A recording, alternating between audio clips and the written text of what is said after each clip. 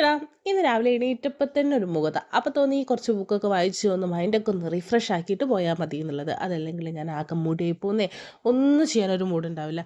അങ്ങനെ ഇതാ ബുക്കൊക്കെ വായിച്ച് നേരെ കിച്ചണിലേക്ക് പോയിട്ട് ഇന്ന് ഒരു സിമ്പിൾ കാര്യം ഉണ്ടാക്കാമെന്ന് വിചാരിച്ചു. ഇന്നലെ ചിക്കൻ കറിയും നൂൽപുട്ടൊക്കെ ആയിരുന്നല്ലോ, അപ്പോൾ ഇന്ന് ഉള്ളിക്കറിയും അതുപോലെ തന്നെ ദോശയും ഉണ്ടാക്കാമായിരുന്നല്ലോ എന്ന് കരുതി. അങ്ങനെ അത് ഉണ്ടാക്കുന്നതിൻ്റെ ഇടയിൽ ഇതാ കൂനുമേ കുരു പോലെ ഇശാനും അതേ എണീറ്റ് വന്നിട്ടുണ്ട്. അവന് വന്നാൽ പിന്നെ ഒരു പരിപാടി നടക്കില്ല, വെറുപ്പിച്ചങ്ങോട്ട് കൈ തരും. സോ അവനെയും അതിൻ്റെ കൂടെ ഹാൻഡിൽ ചെയ്യുന്നുണ്ടായിരുന്നു. അങ്ങനെ അത് ഉള്ളിയൊക്കെ ഫൈനായിട്ട് അരിഞ്ഞിട്ട് ഉള്ളിക്കറി ഉണ്ടാക്കാനുള്ള പരിപാടിയായിരുന്നു. അങ്ങനെ ഇതാ ഉള്ളിക്കറി ഉണ്ടാക്കാൻ ഈസി റെസിപ്പി അല്ലേ ഉള്ളിക്കറിയൊക്കെ, നമ്മുടെ തക്കാളിയൊക്കെ ഇട്ടിട്ട് ഉണ്ടാക്കിയതാണ് കേട്ടോ. അതിനിടയിൽ ഇഷാൻ വന്ന് അലമ്പാക്കുന്നുണ്ട്. ഞാൻ അവനെ ചൂട് ചൂട് എന്ന് പറഞ്ഞ് പേടിപ്പിക്കാം കേട്ടോ. അവൻ ഇതൊരു പ്രാവശ്യം ചൂടോടുകൂടി തൊട്ടിട്ടുണ്ട്. അതിന് ശേഷം ഇതിങ്ങനെ കാണിക്കുമ്പോഴേ അവൻ ഓടിപ്പോവും. അങ്ങനെ അതൊക്കെ പറഞ്ഞ് അവനെ പേടിപ്പിച്ച് നിർത്തിക്കുകയാണ്.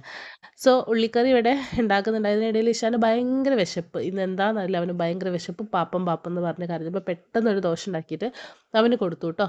അങ്ങനെ ഇതാ ഉള്ളിക്കറി സെറ്റായിട്ടുണ്ട്. നല്ല യമ്മി ഉള്ളിക്കറിയാണ് കേട്ടോ. ഞാൻ പറയും ഇങ്ങനെ യമ്മിയാന്നുള്ളത്. പിന്നെ ഞങ്ങൾ മുറ്റത്ത് കുറച്ച് പരിപാടി ഉണ്ടായിരുന്നു. ഇഷാനാണ് കേട്ടോ സൂപ്പർവൈസർ. അവൻ എന്നെ അസിസ്റ്റ് ചെയ്യാണ്. അങ്ങനെ ചെയ്യും ഇങ്ങനെ ചെയ്യും എന്ന് പറഞ്ഞിട്ട് അങ്ങനെ ഇതാ മുറ്റൊക്കെ തനിച്ച് സെറ്റ് ആയി. അത്രേ ഉള്ളൂ.